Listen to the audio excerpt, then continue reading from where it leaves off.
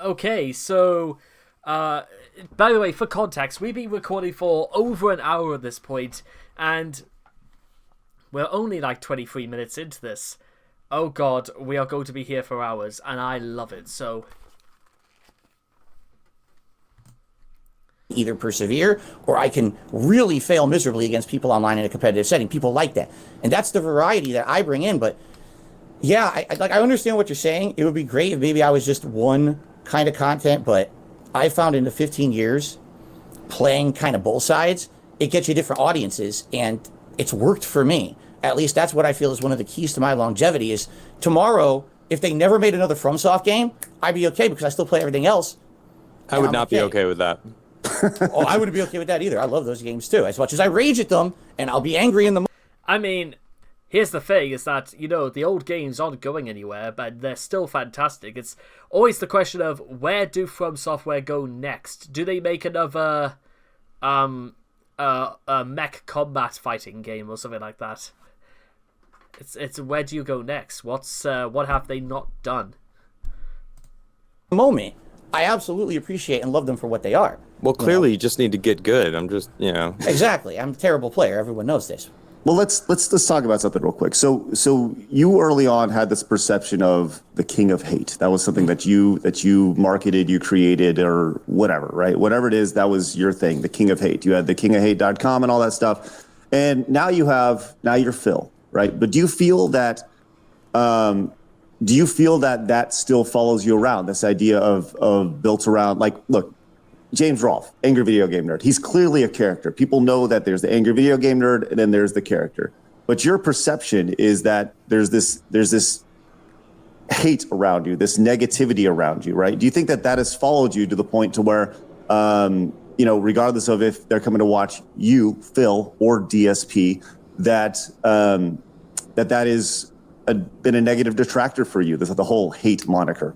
Absolutely. And of course, I guess this would be a good time to talk about what the moniker means, because a lot of people think the King of Hate means, that means that Phil's just a hateful person towards games and game developers and everything else. He's just going to rage on his stream and just hate everyone. And that's never what it was. Anyone who does 5 seconds of research to what does the King of Hate mean? I've answered this question so many times in the 15 years I've been a content creator, but no one wants to hear the answer.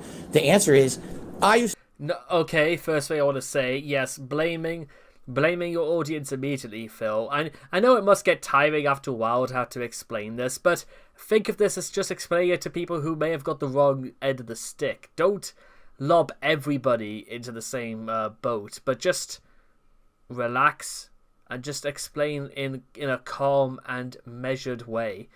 And again, Phil does not come across as very calm. Yeah.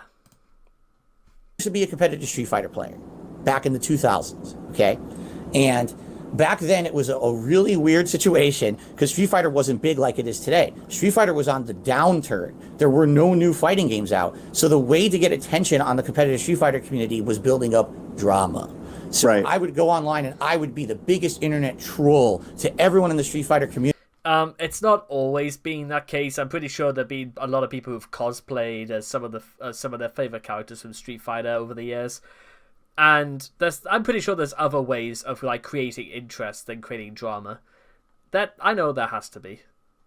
Community. I would make fun of them. I would just destroy them online, and everyone. Okay, let's fast forward. Right, this has been well established. This is a decade ago. Let's talk about today, though. Like, do you feel that?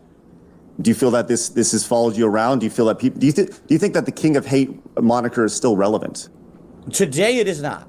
It was because when I started, the meaning behind it is when people hate on you, you don't use that to become a victim. You don't use that to crawl into a ball and hide in your corner and I'm defeated. People don't like me anymore, so I quit. Instead, you use that as a way to motivate yourself to do better. For example, when people say you're never going to beat this game because it's so tough. You say I can't do it, you're hating on me, say I'm a bad gamer, I'm going to beat that game just because you said I couldn't, right? You say I'm a bad content creator, I'm going to fail, I'm going to prove you wrong. I'm going to use that hate around me, and I'm going to be the king of it. I'm going to motivate myself with all that hate to be a successful person. This is a mantra I've used in my entire life to continue on and be successful. And that's why I have so many haters on the internet. I use that to fuel myself every day to come back and say, no, I'm going to put out a great, meaningful stream for people, regardless of what these idiots say on the internet about me. But it follows me. You're absolutely right. Struggling through adversity is actually a very unique form of like motivation. But here's the thing.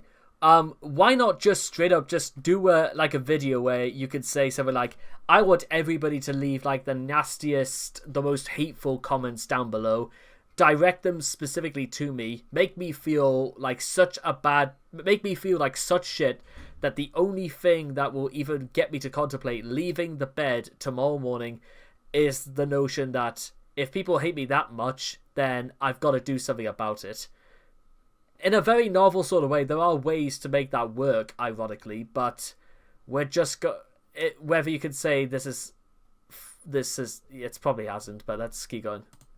Because people say the king of hate is not that Phil owns the hate against him and motivates himself. They say he's a hateful person. Take a look at that thing he said 10, 15 years ago, that racial joke he made, that ridiculous sexual comment he made. You know, that's what the king of hate is. And then they'll say, look, he used to have a website, thekingofhate.com. And then they'll reference that stuff and say that I'm a bigot, or I'm a racist, or I'm a sexist. You know, they say it to this day. They're probably saying it right now in chat. You know, okay. And it's not true. Well, then let's. I wasn't planning on talking this till later. Yeah, go ahead, Adam. When you climb to the top of like the hate mountain and claim to be the king of hate, don't you think it's almost inviting people to try to take you down? You know, you said that you made that your thing in the Street Fighter world, and then as time went on in the YouTube realm, that's what you were, I guess, made your position on the internet known. You're the king of hate. So like, you can almost expect people to come back at you and try to use that same kind of vibe. And you know, I've seen plenty of clips of random shit throughout the past couple of weeks, because I didn't know who you were, right? So I'm still kind of new to this YouTube realm, and you know, I've seen the way sometimes that and of course this is what people share, right? So what I've seen is you kind of letting it get the best of you in some cases, where you're letting that almost get under your skin, where, I mean, if you want to be that person on the internet, you kind of have to be able to take it as well. I just wanted to point that out. You know, it's almost like you kind of asked for it by being the king of hate and making that your thing. It kind of was like, all right, well, if I'm going to dish it, I got to be able to take it as well. I 100% agree with you, Adam. That is also a fantastic point. I mean, I could recite to you guys the story of Jerry Springer, because remember, actually, you know, to be honest, I don't really feel like I can talk about the whole story, because there's not only bound to be a lot of things I'm absolutely going to get wrong about that, but also some things that he says, and the fact that when he was still alive, he was very, very open about he thinks the Jerry Springer show was just a really stupid idea, but he doesn't think it's actually no. You know what? Actually, you know what? I am going to talk about Jerry Springer. Let's just do it. Remember,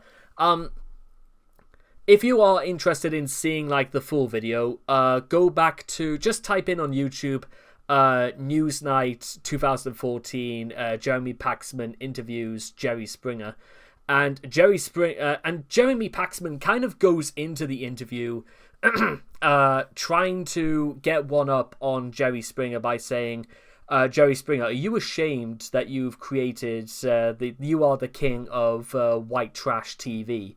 Because for a very, very long time, it was basically known as, well, essentially white trash TV. But Jerry Springer, ironically, makes a series of groundbreaking like statements about it. In one, he says, the show is stupid, but I don't think it's any less shameful than, let's say, a journalist doing the news. Because remember, Jerry Springer worked for 10 years as like a broadcaster for a news station. And he said very openly that there was never once a conversation in the broadcast room, or even when they were having a meeting, that we shouldn't run a story because it's going to upset somebody's family, or we shouldn't run a story because it's going to affect somebody's personal life.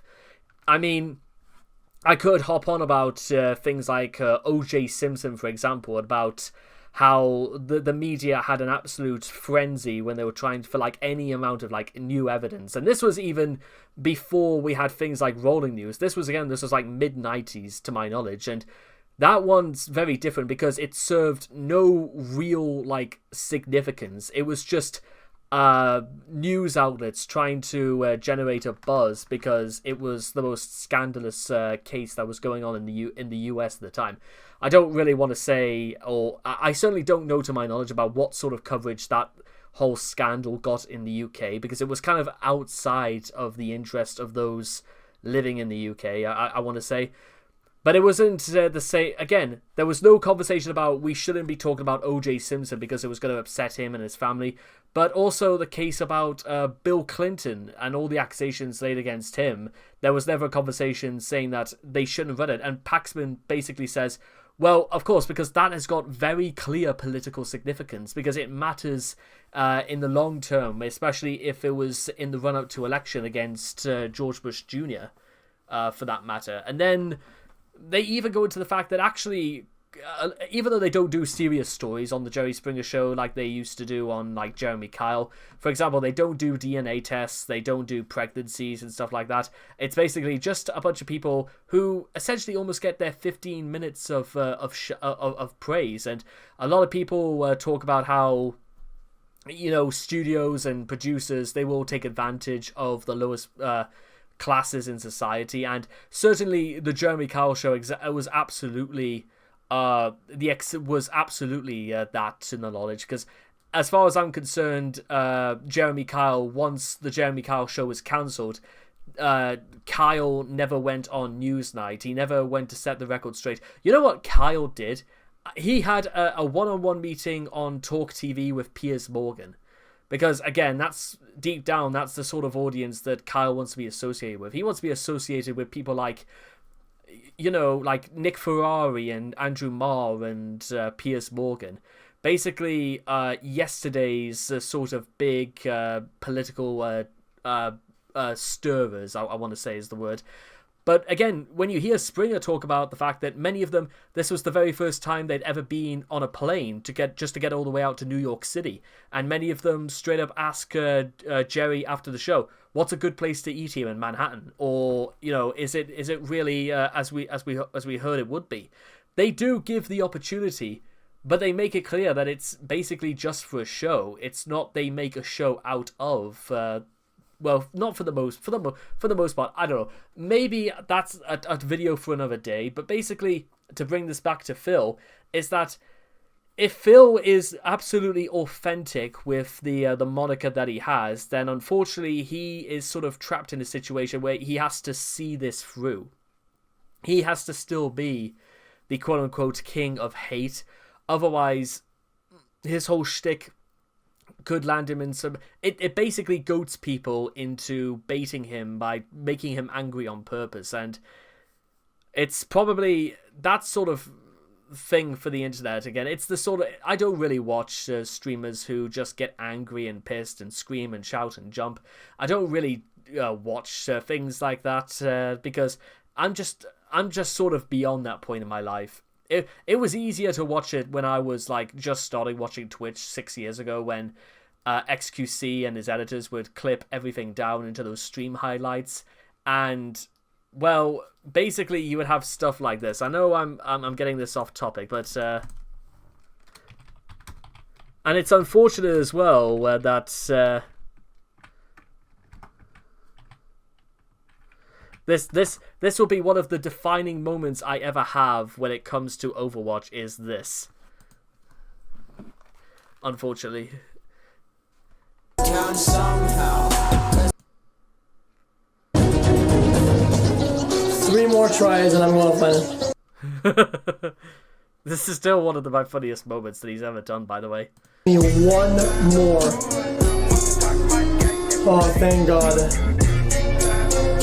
I was gonna give this piece of shit one more try.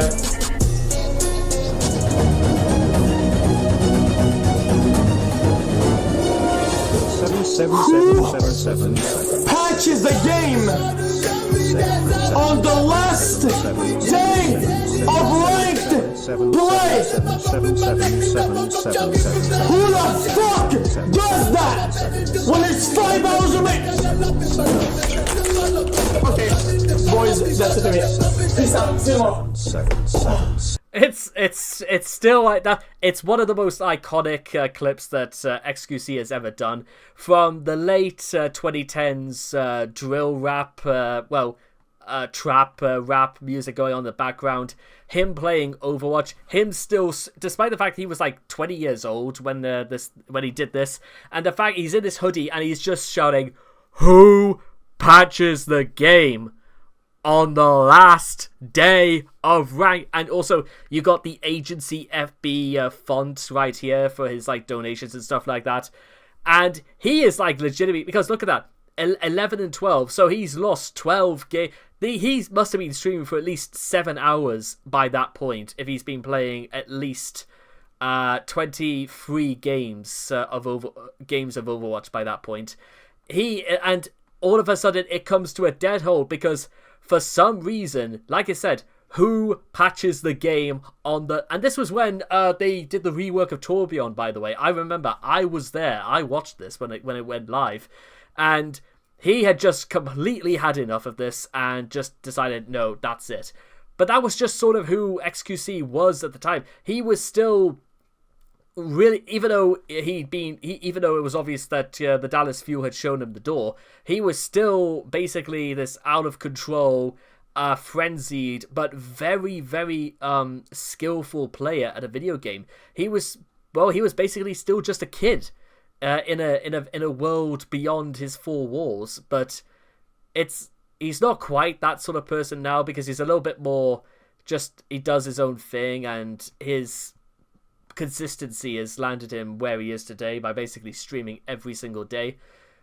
Phil probably doesn't have that same level of energy or bait, but we'll go into it.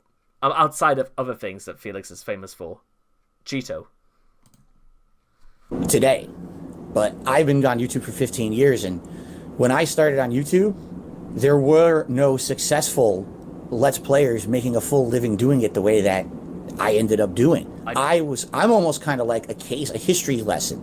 Look at what Phil has done, and don't do it. Right? Look at all the mistakes Phil just made in the last 15 years. And if you want to be someone who makes gameplay content on YouTube, don't do what that guy did, because he screwed up. You know, when I started 15 years ago, I was like, I'm just going to roll with what I do in Street Fighter. It worked there. Why not do it on YouTube? I wasn't doing it for a living. It was my hobby. I had a 9-to-5 job. And this was something I came home and did 2-3 hours a night. I would pump out some gameplay. I never took it seriously. I never thought it would be my job or anything. So I was the king of hate. I just rolled that moniker over to YouTube.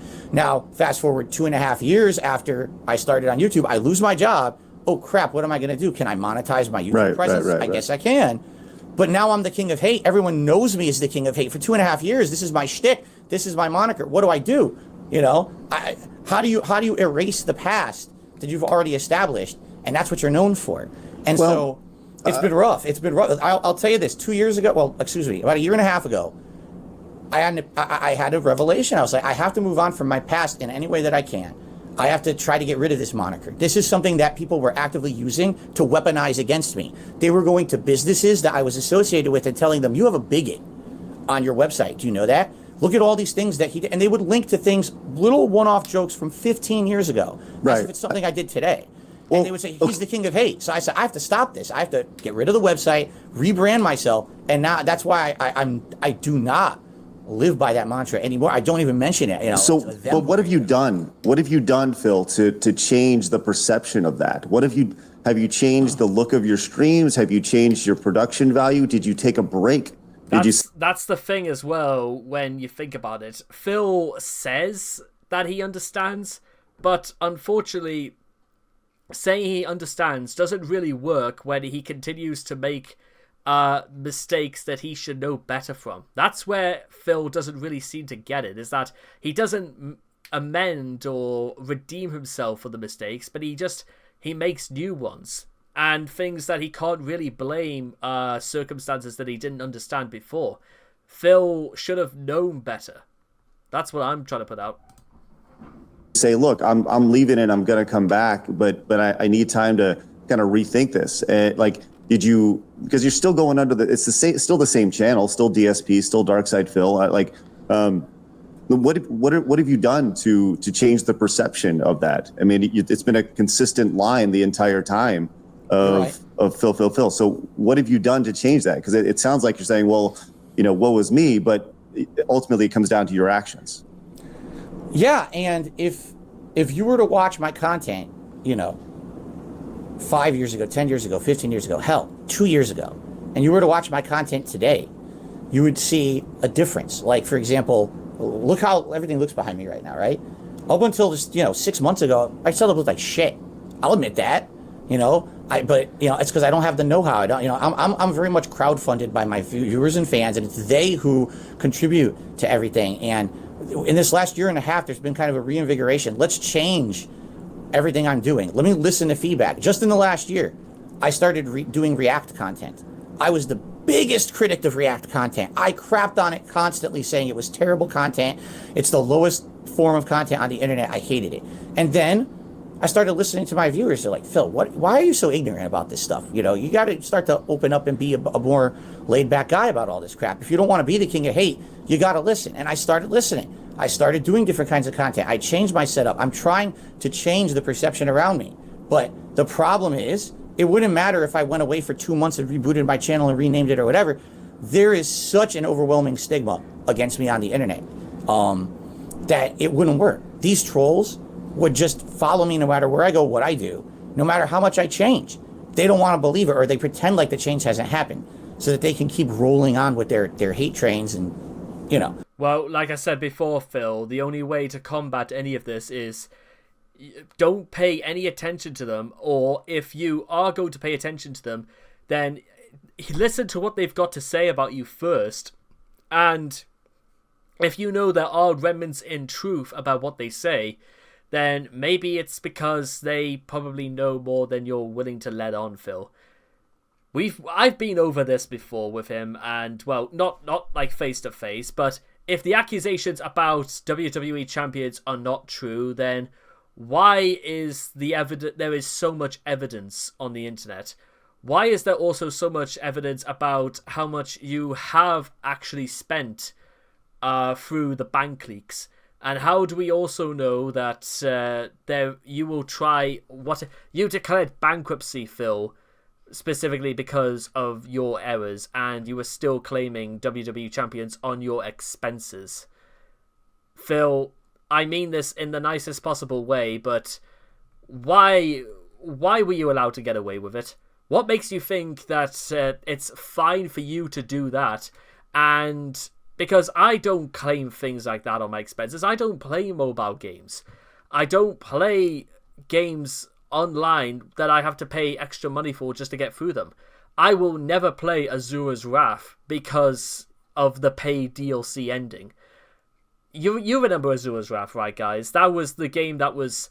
It was good, but it was infamous because Capcom decided it was going to sell you the true ending as a paid DLC. So you had to pay extra money basically to finish the game 100%. So you weren't really paying the retail price. You were paying that plus technically VAT, if you want to call it that. It wasn't even a DLC in many ways. It's just the VAT DLC, if you want to call it that. But as we were saying before, again, Phil, you have to understand is that it's there are there actual, like, is there weight to the things the trolls are saying? Because if they didn't have this much evidence, Phil, then people would still have this opinion about you anyway because of WWE champions, and also for the amount of times you've begged on stream when obviously the money was not going towards your mortgage or your insurance, or the amount you spend at IHOP or Total Wine, or the fact that you haven't really done much to improve your setup beyond having digitized art behind you. I know those things cost a bit of money, but what about maybe a new, like what I do, and I get a new webcam, or get a new mic, or I get an entirely a second PC specifically to stream games on. That's the sort of thing you would claim on a business expense if it was working, if it, these things were generating money, that makes sense because it's investing. How can you invest in a game like WWE Champions? Because what if you get to rank number 1, which okay, so what? What does it matter by that point? Why Phil doesn't just, I don't know, play WWE Champions on stream and do it that way? Would it not make more sense to just showcase how good he is? Surely there's got to be a way to play that game on stream. But maybe that's asking too much. Or maybe it's just, I don't know. It sucks. I would love to do a full reboot and rename DSP Gaming. It wouldn't matter. Within a day. That's DSP Gaming. Don't be fooled. It's the same guy. So I have tried to change and do better things and make more laid-back content. You watch my content today, way less of that rage kind of stuff. Way more chill content, interactive stuff, meaningful content with my viewers, I feel. But the stigma remains. Well, let's talk about something real quick that can add to that stigma, right? And I think this is important. You said the light bulb went off, about a year ago. You got to change. You changed your background and stuff. But I want to bring up, there's still jokes that are made that also that don't necessarily they don't fit today. And I want to play one for you really quick and just kind of get your reaction to this. Okay, so this is I talked about this. So you know where this is going, and I want to watch this so we all understand what's going on here. Just make this quick.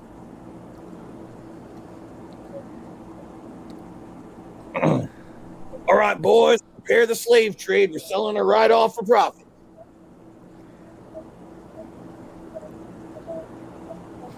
You know how much I love you, right? All the way to the moon. I'm scared you just look up at the sky and get on the battle tank. Okay. Put the kid in the vehicle. Stay with her. She's right. She's too valuable to escape. She's worth lots of money. That's Okay. fucked up. Yeah. So Yeah. So what's going on there, man? Let's talk about that. How does that when you see that? When you see that, how does that make you feel? What are you thinking? Do you regret that, saying that? Is that edgy humor? Well, first of all, I have an honest question for you guys. You don't Okay, Phil. Okay, Phil. Whoa. Let's stop right there. Phil, don't answer a question by asking a question. Answer the damn question. You know you were asked about this, Phil. You answer them. You don't...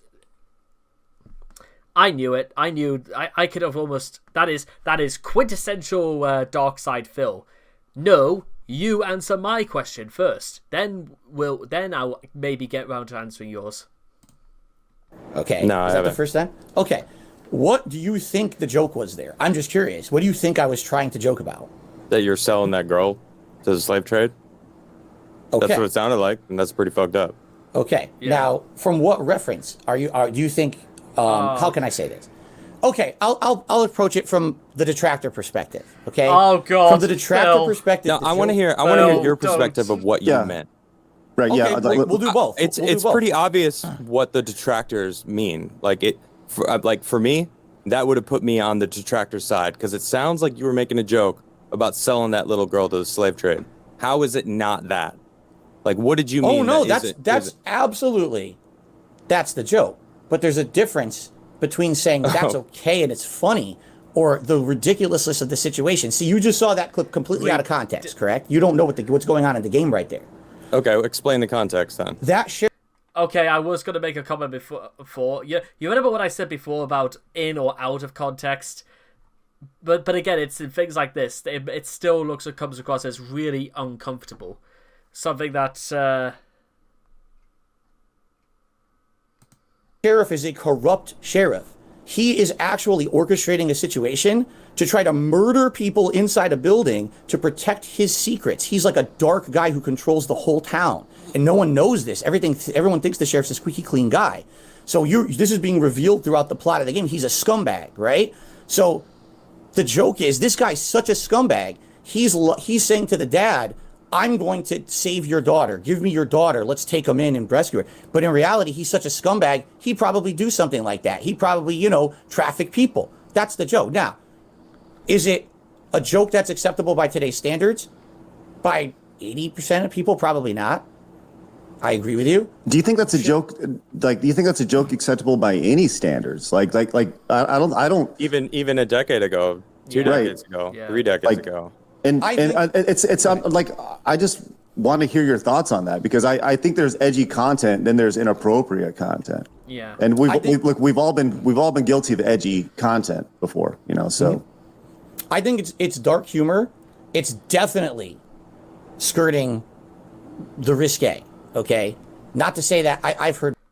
By the way, just can we remember it was because of clips like that and a bunch of others that got Phil removed from the Twitch program in 2021 for racial slurs, and DSP claims that this was not the case. So even back when this all really kicked off, Phil was under the impression that it was just whatever. Much worse, obviously, from other people, but that doesn't make it okay for me to do it. I know that. And there's things- especially with what's following you around, your reputation, right? Do you think that if the light truly went off in your head to say, like, I got to change, don't you think it would be like, well, maybe I should bite my tongue on this one? I may be thinking it, but how about I bite my tongue on this? Yes, I 100% agree with you, and it's a working process. It's something that has to happen naturally over time. It's not something that can be a switch that's flipped, because, again, I was someone who's done this for 15 years back in the day. That's what people came to watch. That's the content they wanted from me. That's what got me popular on YouTube. That kind of ridiculous, unacceptable, over-the-top, dark humor joke, okay? Today, it's not acceptable. I know that. But the thing is, those jokes still click in my head. I absolutely should have not done that joke. I will tell you that right now, 1,000,000%. But it's a working process. And here's where you have to have some kind of an air of fairness, or at least you have to see the big picture. All right? I've been doing this for 15 years. I've been doing it full time for a job since 2011. I do it 6 days a week full time. 6 days a week I'm here full time streaming. I have over 100,000 videos on the internet. Okay?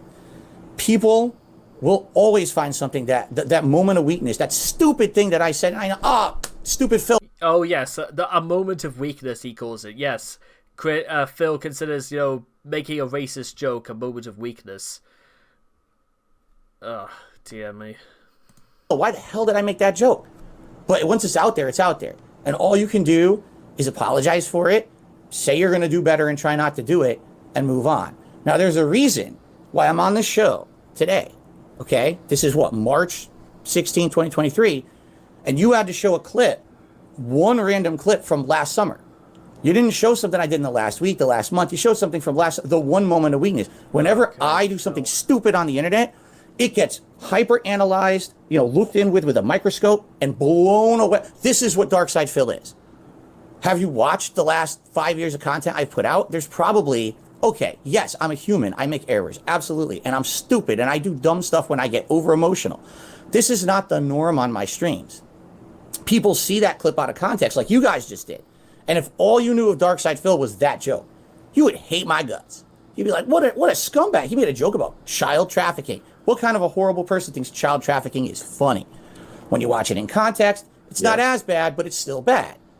But when you watch the context that you explained didn't make it any better, I'll be honest. That's fine. I agree. Because That's fine. I'm not sure which character you're even portraying. So were you acting as the sheriff in that situation? Yes, that's why I did. That's why I did the accent. Yes.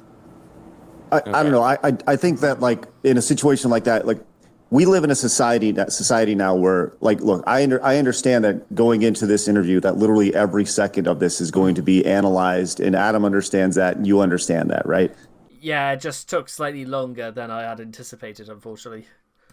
But and literally everything you say, there's a camera on you at all times, especially when you're a live streamer, and I mean, for somebody who does this for a living, I just feel like you have to be able to bite your tongue at sometimes, and you need to know better. You said it yourself, the switch was flipped, and I understand that. I totally understand. I am very forgiving of mistakes, right? But when there's a pattern of these things that go back over the course of time, like it's no longer a mistake. It's a it's a continuation. So I don't know. I think, look, if you're saying that I'm also a big believer in taking people at their word, right? Yeah. Up until their actions show different. So you're saying that over the course of since that joke, you've been pretty squeaky clean, and you haven't made inappropriate jokes like that are that edgy, I guess. I don't. Here's the thing. I don't want to say that because I'm here 6 days a week full time. That's a lot of my life. And I guarantee you, if I say, man, yeah, that was it, Craig, that's all I remember, immediately there'll be other examples tossed out right now they'll find it, right? I understand. And that's the problem is when you are 100% on the internet at all times, with the amount of content I put out on the internet, they will always find another example or whatever. I am actively trying to change. What I will say is this. Well, that's why you should be on your best behavior then, Phil. That's why you need to be careful with what you say. That's why. You would be challenged in the last maybe 2-3 years to really find a running pattern of me doing really bad jokes like that. Okay, maybe you'll find a few. I'm definitely a flawed individual, but you're not going to find it as like you wouldn't say, oh, here's 47 times within a year that Phil did that. I know for a fact he's a scumbag, right? You'll find one time here, one time here, one time here, and then they blow Phil, it up on the internet. You just gave so many different people a reason to do exactly that. Oh, they will. I know that, but the thing is, they do it anyway. It doesn't matter what I say or do. This is what they do. So now you said that the switch in your brain, was off, so that you made that joke. Like, do you have it in there that it's like you thinking like when you said that you're like maybe that was too much, or you were just free flowing, and that's just kind of you. Let me put it this way: if I'm streaming and a joke pops into my head, and I feel, oh man, that's probably too much today, I usually will not say it. Usually, it'll be maybe an extenuating circumstance, or just for a second, a momentary lapse. I feel like what that was a momentary lapse because I've done it for so long. I get this weird observational humor in my head. And my brain is going a million miles a minute. Here's a joke, here's a joke, here's a joke, here's a joke, right? But do you think that's observational humor though? Like I don't know. Like I'm not one to like. There are people who make there are comedians who make jokes and they're edgy and such like that. I guess. Do you fancy yourself as a comedian? Like because you're telling us that people come to your streams to watch you, rage react to streams and things like that. I don't necessarily, and I don't know. I'm asking, and I think this is probably a better question for your fans. Are they coming to watch for those edgy jokes, or are they coming to watch you rage? Because I don't know, man. It doesn't fit. That's I a agree really. with you. I agree. I actually agree with you today. I should not have made that joke. I know that. That today you're 100% correct. 15 years ago, even 10 years ago, it was a different climate on YouTube, and people were looking for that. That's who I was, and now I'm. So this was last year, you said? That was probably summer of last year. Yeah. So, because it just feels like a big leap from going from a sheriff who is like trying to kill people to seeing a little black girl and thinking a slave trade. Oh, no! Now you said it. See what? You said black girl. It was on that's screen. That's correct. And herein lies the problem. What? I didn't think that. In my mind, it doesn't matter. It doesn't you're matter. Right. You're right. You're right. Matter. I agree with you. But in my mind, I didn't even see that. I didn't think that. That's okay. The joke was, this is a scumbag sheriff. He's literally lying to everyone. If he's going to traffic someone for profit, I wouldn't be shocked. It wasn't, she's a black girl going to the slave trade. And that's stupid of me. Why the hell did I not make that connection in my head? You know what? I'll tell you what's really stupid now that I'm looking into this. It's Phil trying to rationalize his very distasteful behavior. I'm not surprised, but this is coming across more like Phil trying to say how he was in the right, or how he obviously... Nothing about this comes across as though Phil, like, he says he shouldn't have done it, but for some reason he doesn't say it with any degree of like regret, or you don't, it's not present in his face, it's not in his body language. Nothing about him really says regret, ironically, despite the fact that he says he acknowledged, and that's the thing I've always said. He says he acknowledges that, but, well, what evidence is there that he really he means that? You know what I'm saying? Head. Because I'm stupid. Okay. You know, I admit that. I'm dumb. I don't know if I believe that. You don't have to. Oh, That's okay. fine. Okay. You don't have to believe me. I can't make you believe me. I didn't think of it at one moment. Did I ever think, oh, she's a black girl, make a slavery joke? Absolutely not. It was about child trafficking, essentially, and that this guy would have probably done that because he's such a piece of garbage. Okay. Let's talk about Yeah, let's just move on. I feel like we can. I feel like we can go on for, for an hour about this clip, but Jesus we, Christ. let's move on. 12-hour show coming up, folks. Right. Let's talk about this. So it seems like your biggest detractors are some of your earliest fans. They were fans who have turned into detractors. Why do you think that is? So, I mean, this might be a long answer. My fans will know it. But again, I've been doing this for 15 years. My first 5 years that I did it, all right, I had absolutely no effort to make it professional at all. I was being a jackass on camera, okay? And I didn't even have direct capture. For 5 years, I was having a camera pointed at my TV. Everything looked like junk, okay? But it was a joke. It was like, I don't care. I'm just some normal guy filming games. I'm terrible at them. I make risque jokes. I'm swearing at them. That was the shtick. That's what everyone liked back then. And then, basically what happened was after doing it for about 4 to 5 years, someone made a video.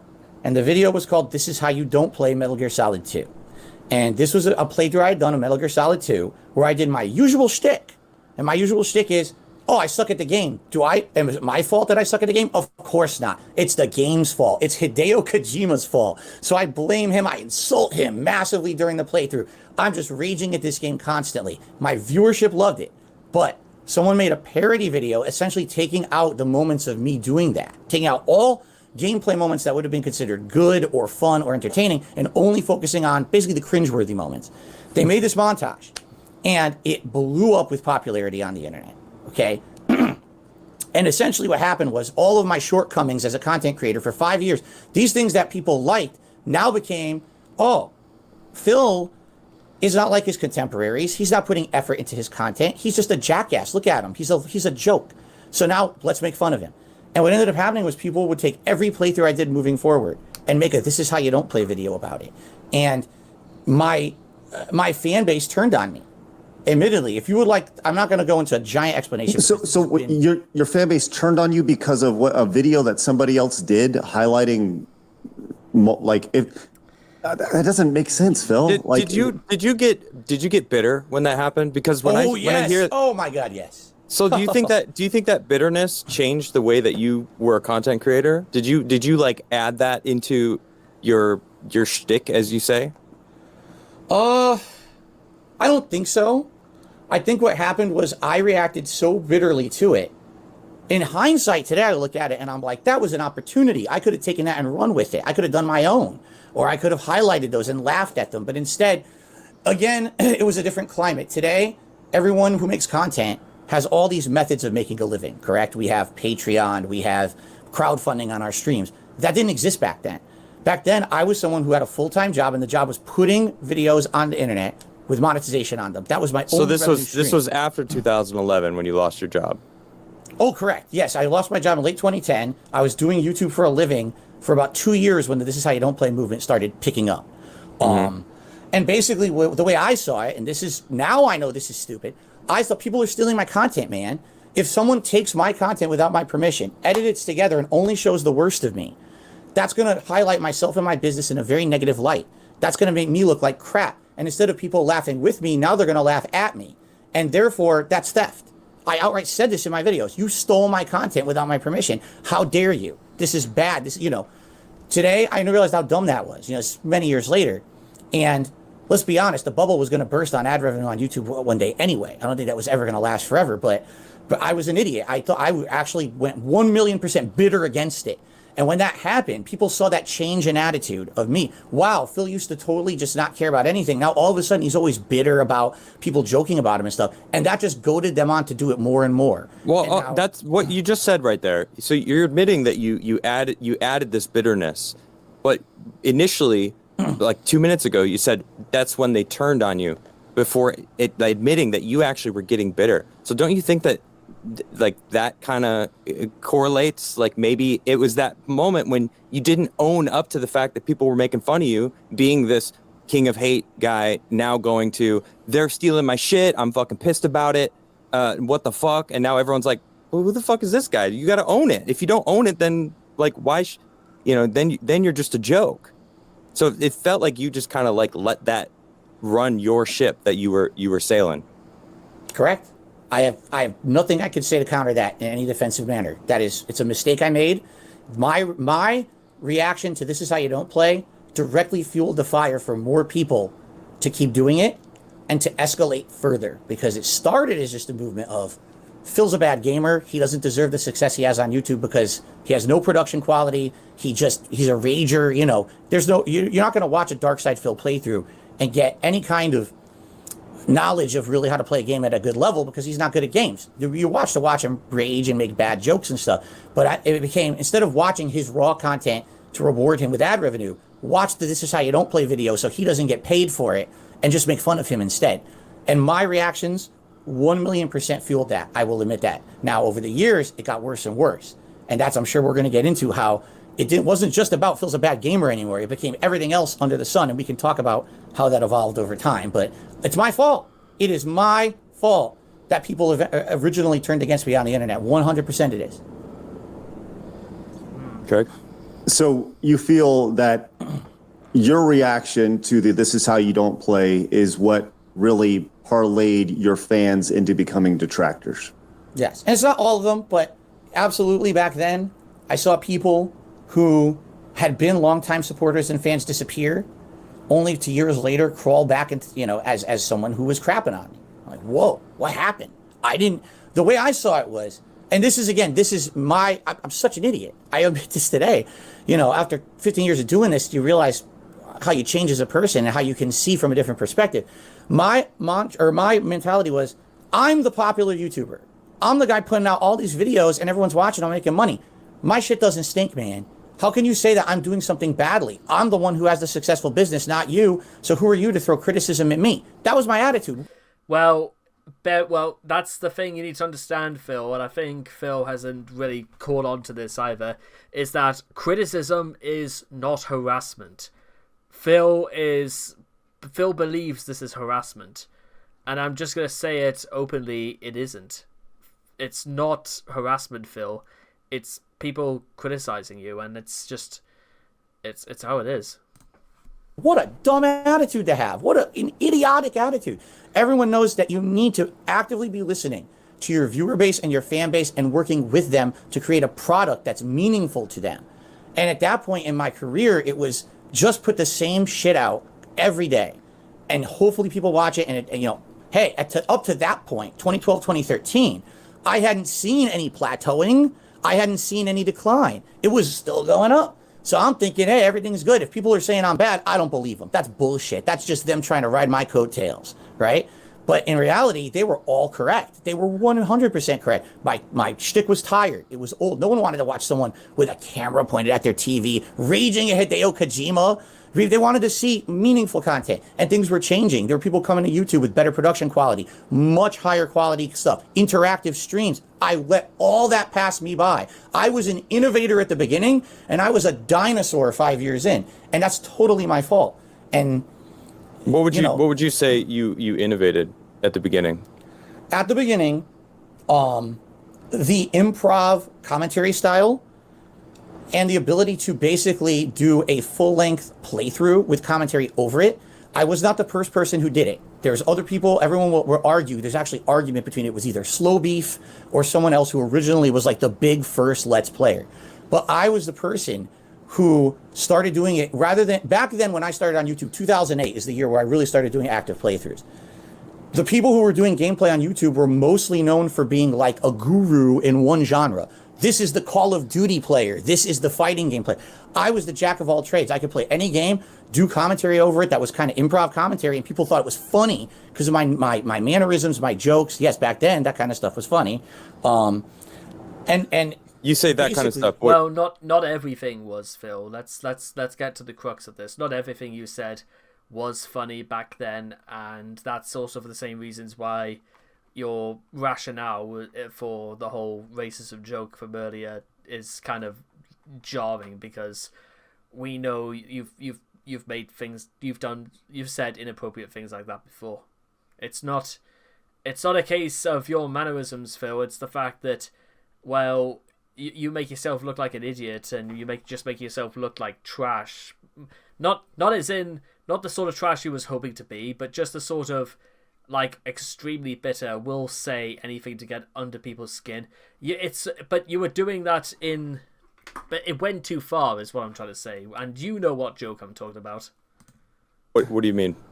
Well, we just talked about it. You were talking about risque jokes. Back then, my commentary was like 90% sexualized content.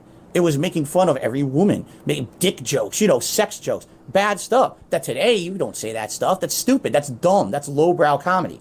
But back then, that was a big part of my content. I watch now. I couldn't even stomach watching stuff that I did 2008 to like 2011. I'd be like, it just turns my stomach to listen to like who I was, how cringeworthy I was back then. Look, we all get it, right? We understand that people change over time. Totally understand that. I guess my thing is, what have you done?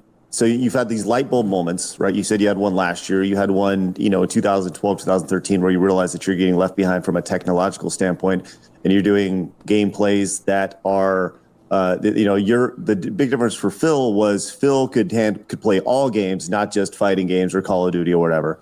What has changed? What are you doing differently now in 2023 that you were doing that you weren't doing in 2013 when you had this realization? Because it sounds like you're doing the exact same thing, Phil. It sounds like I'm the guy who plays different games and occasionally come to my channel to get some sort of shock value joke, right? What differentiates you now from who you were a decade ago?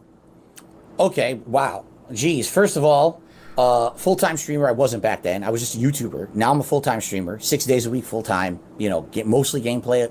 Now I do React content as well. We'll talk about that in a second. Those jokes I don't really make anymore at all. Now, when I turn on a stream, it's about having a relaxed social conversation with my live audience. I have people who come by and who are regulars now, who I recognize in the chat, and I can talk with them and as if they're a friend. Okay, back then I didn't know anyone. Maybe I knew people who helped me with moderation and stuff, but I didn't know my viewers back then. I didn't have any personal relationships with any of them. Now it's like a friendly community. It's a totally different vibe watching 2023 Darkside Phil than 2013 Darkside Phil. That's for sure. Having that now when I play a game, it's a community effort. I'm playing Oblivion right now. I don't know anything about Oblivion. It's the first time playing it, but people help me with the game. And because of that social aspect, the game is a relaxing chill session. There was no way I could have done a chill session in 2013. That wasn't what I was. I was a raged, risque commentary kind of guy. Today, that's all gone mostly. Now, yes, there are moments of rage. I'm playing Wolong. There's definitely moments of rage that come back. But for the most part, watch a stream today versus all the things that people say that I am, and you'd be like, I don't get it. I get this all the time. Someone will come by a stream of mine, and at the end of the stream, they'll say, Phil, just so you know, this is the first stream of yours I ever watched. I've heard all these things about you. And I don't get it. I just watch a 3-hour gameplay stream. None of the stuff that people say about you just happened in the stream. In fact, well, I feel like when it comes to new people that come to Phil's stream, it's sort of taken on a very case-by-case basis. You can decide, honestly, whether you think Phil is not a nice person and that he is very irresponsible, but he also knows fine well that he will just do it anyway, because unless he faces any criminal charges for anything he's done wrong, then who is there to stop him? Phil can. I don't disbelieve the idea that Phil can behave himself. It's the problem is that, again, shit sticks, by the way, is what I'm trying to come across, is that if you believe Phil is better than that, then why would he make jokes like that? You know what I'm saying? And I'll talk about this more when I do the thing about Chris Chan's latest stream on Minecraft, because he also goes very, very back and forth on his words. So let's keep going. In fact, it was very relaxing. So what just happened? I'm like, They highlight the moments that are the shortcomings. That's what they do today. Or they reference 2013 Darkside Phil as if that's today and saying that's the content I put out today. It's not. It's just definitely not. You know, I have a whole new channel where now I'm doing React style content, which again, I used to be an idiot. I hate React content. Reacting, that's lowbrow, that's minimum effort. And people are like, Phil, people are interested in your thoughts. They just want to hear you react to random stuff from the internet. They want to hear you talk about the new stuff. Why would you think that's bad? And then I, you know what? Let me give it a shot. I started doing React content. People love it. So that's on me for years being an idiot and saying dumb shit on the internet. And now I try it and it works. And it's more relaxing and it's fun. It's interactive with my audience. That's the difference, is that I've now become a more laid back guy. I want to put out meaningful content for my people every day. There's a difference between I did one rage inducing thing, everyone laughed at it and talked about it, versus, wow, I just put out a 4-hour stream and people told me that they were able to separate from their daily lives and relax with me and have a good time. That's more meaningful to me than getting one rise out of a stupid joke. What is what's a day like look for you? Like when you wake up, what is your average day like? Walk me through a day of Phil. Okay. Like when you from the time you wake up to the time you go to sleep. I suppose they came to the conclusion that yes, it's not a true reflection of Phil, which I would be in contention to say that, but we'll see where this keeps going, because we are nearly 2 hours into this and we haven't even surpassed the 1 hour mark yet, and it's only until we get up to here is where apparently it's the most replayed. Okay, well, we're not spoiling it, but let's keep going, because Keemstar gets in. Okay, Jesus Christ. Oh god, that's gonna be fucked up.